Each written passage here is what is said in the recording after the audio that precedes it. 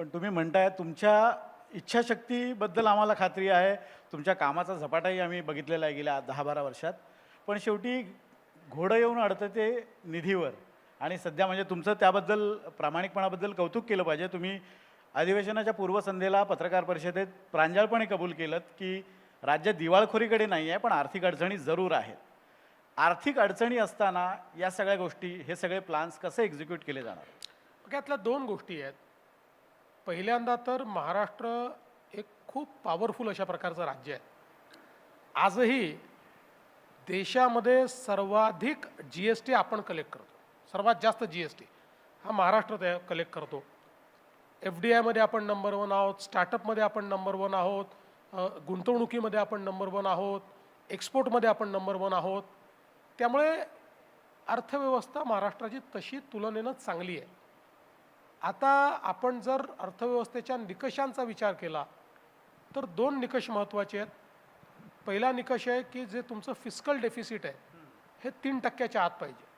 आता मोठ्या राज्यांमध्ये कुठेही ते 3% आत राहिलं नाही. महाराष्ट्र एक राज्य आहे की ज्याने अजूनही 3% आत ठेवलं आहे.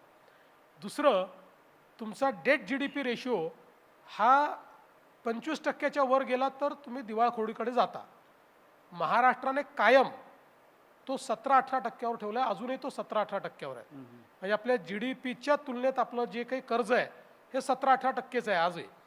त्यामुळे अजूनही जे काही एक मॅक्रो फिस्कल आपली जी इकोसिस्टीम आहे ती अद्यापही चांगली आहे. पण त्याचवेळी आपण जर बघितलं तर आपल्या बजेटवर ताण आहे का, तर ताण आहे. कारण आपण समजा लाडकी बहीण योजना चालवतो. या एकट्या योजनेवर 44,000 कोटी रुपये द्यावे लागतात. ही आपला हा महसुली खर्च आहे एक प्रकारे. त्यामुळे किंवा शेतकऱ्यांना मोफत वीज आपण देतो, त्याचा खर्च आपला 25,000 कोटी रुपये आहे. त्याच्यामुळे या सगळ्या गोष्टीचा ताण आहे. आता अचानक अतिवृष्टी झाली, 30-32,000 कोटी रुपये शेतकऱ्यांना द्यायचे आहेत. आता हा खर्च आपण अँटिसिपेट न केलेला आहे, पण शेवटी तो करावा लागतो. तर याचा ताण आपल्या बजेटवर येतो. त्यामुळे आपली फ्लेक्झिबिलिटी थोडी कमी होते. पण मग याच्यावर उपाय केले आम्ही. काय उपाय केला? पहिल्यांदा मी आमच्या सगळ्या लोकांना बसून सांगितलं की बघा, किती ओढताण असली तरी देखील राज्याचं कॅपिटल एक्सपेंडिचर कमी नाही झालं पाहिजे. आपण जर कॅपिटल एक्सपेंडिचर कमी केलं तर येत्या काळामध्ये आपण डेट ट्रॅपमध्ये जाऊ.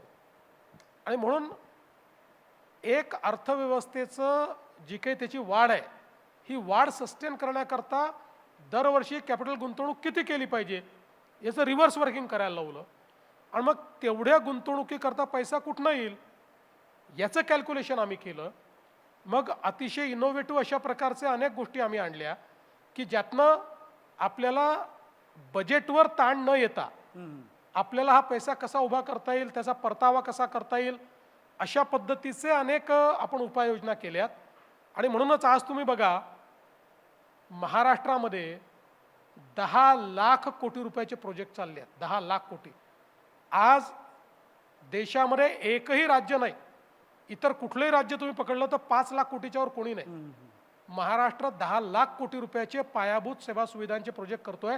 आणि अजून 2 लाख 3 लाख कोटीचे आम्ही आता ॲड करतोय, ज्याची सुरुवात आम्ही करतोय. त्यामुळे आपण अर्थव्यवस्थेतले जे काही चॅलेंजेस आहेत त्याच्यामुळे थांबण्याच्या ऐवजी आपण त्याच्याकरता एक वेगळी पद्धती शोधून काढली.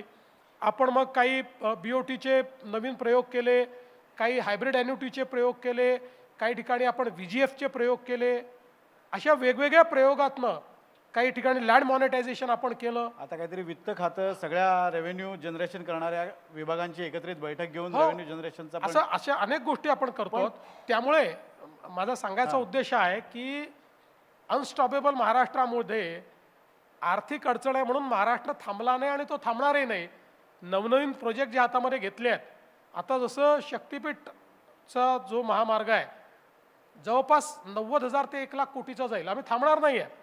आम्ही कुठल्याही परिस्थितीत 2026 मध्ये शक्तिपीठ महामार्गाचं काम सुरू करू म्हणजे करू.